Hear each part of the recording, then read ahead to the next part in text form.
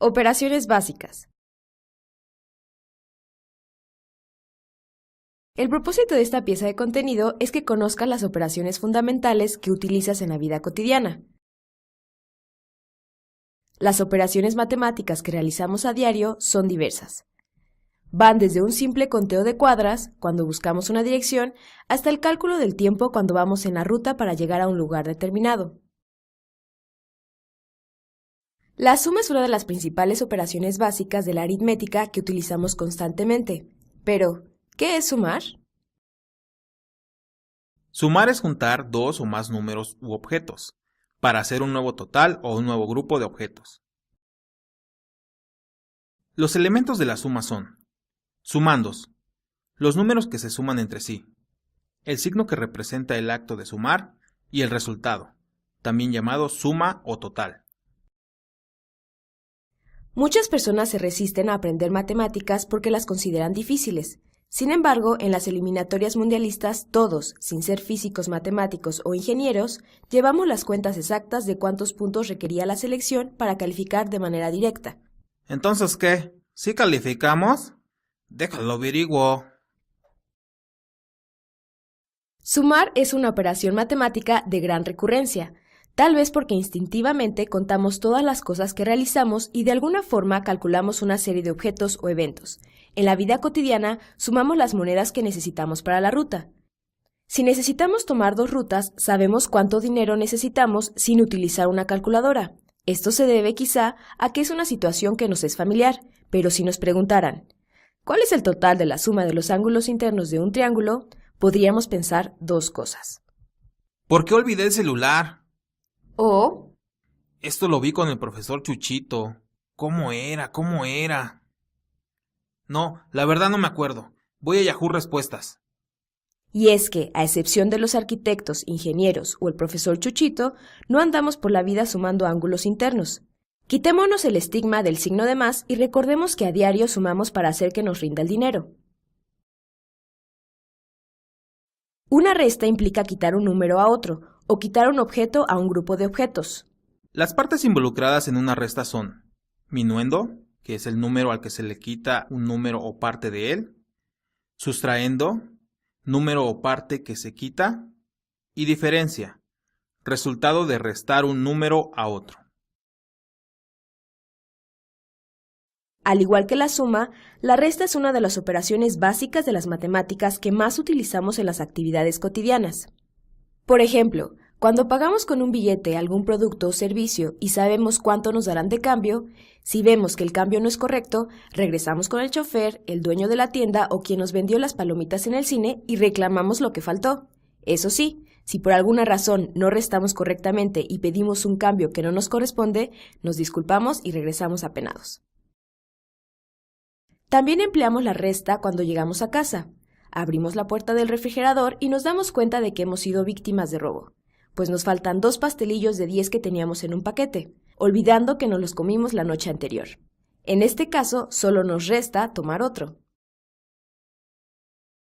O bien, cuando nos vamos de fiesta con 7 de nuestros amigos y solo tenemos un auto en el cual caben 5 personas, entonces restamos y decidimos que 2 integrantes del grupo se vayan en ruta. En fin, podríamos seguir enlistando ejemplos, pero consideramos que a partir de los expuestos, seguro que ustedes ya han recordado infinidad de ocasiones en que han restado dinero, productos, intentos y hasta gente en su vida cotidiana.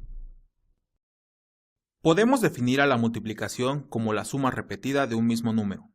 Por ejemplo, la suma de 2 más 2 más 2, que es igual a 6, en el lenguaje de la multiplicación se traduce en 3 por 2. Los elementos que componen la multiplicación son factor o multiplicador. Cabe resaltar que debe haber 2 o más factores para que se lleve a cabo la multiplicación, y el producto, que es el resultado de esta operación. Por lo general, la multiplicación nos ayuda a la hora de calcular alguna cantidad en la que los dedos de las manos y los pies no nos alcanzan para contar. Por ejemplo, para saber cuántos refrescos caben en una rejilla, podemos contar uno por uno o de 3 en 3, o bien hacer una multiplicación tomando en cuenta los dos lados de la rejilla. También podemos hacer una multiplicación cuando nos dicen, vuelvan 20 días hábiles. En lugar de contar 1 a 1 cada día, tomamos en cuenta los días hábiles que tiene una semana, que son 5, luego multiplicamos 5 por un número que nos dé 20, es decir, por 4. Así sabemos que deberemos regresar en un mes. Una situación más donde utilizamos una multiplicación es cuando invitamos a 5 de nuestros amigos a comer tacos. Uno dice, yo quiero 3 de suadero y 4 de pastor. Otro, yo quiero 2 de suadero y 6 de pastor.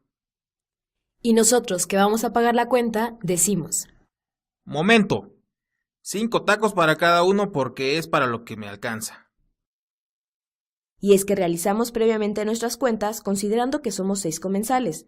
Los tacos cuestan 5 pesos y solo tenemos 180 pesos. Y que nadie pida un refresco, ¿eh?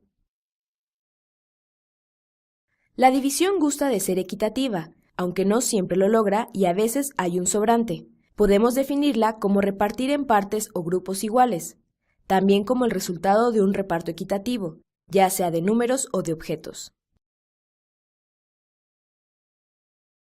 Sus elementos son divisor, número de partes en las que se va a repartir una determinada cantidad, dividendo, cantidad que se debe dividir en partes iguales, y cociente o resultado, cantidad final en la que se repartirá el dividendo.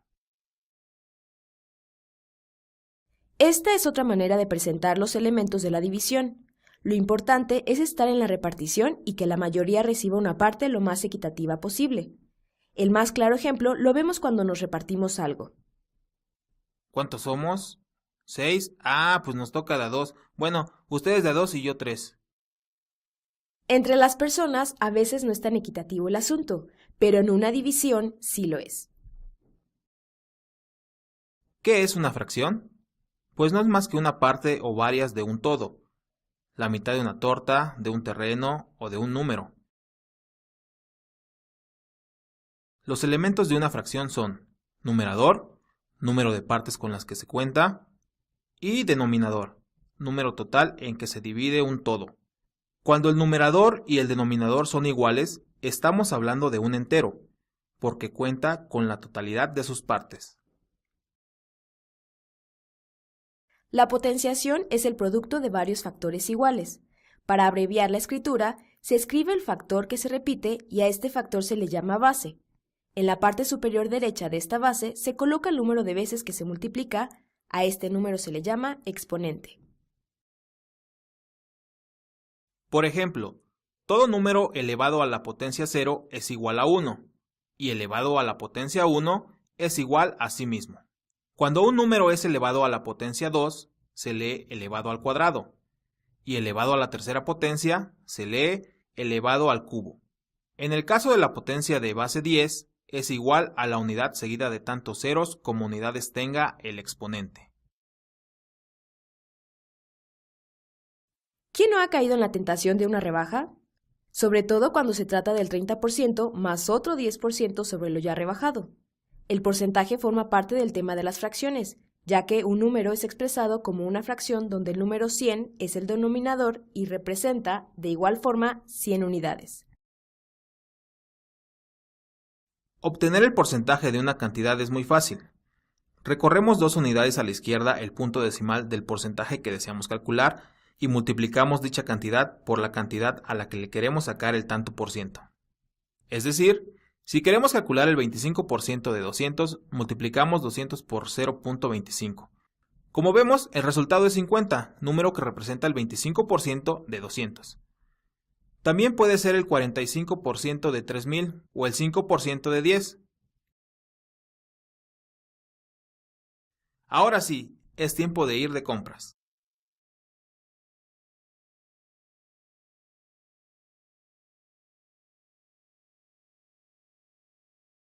Esto fue una producción del Espacio de Formación Multimodal, EWAEM.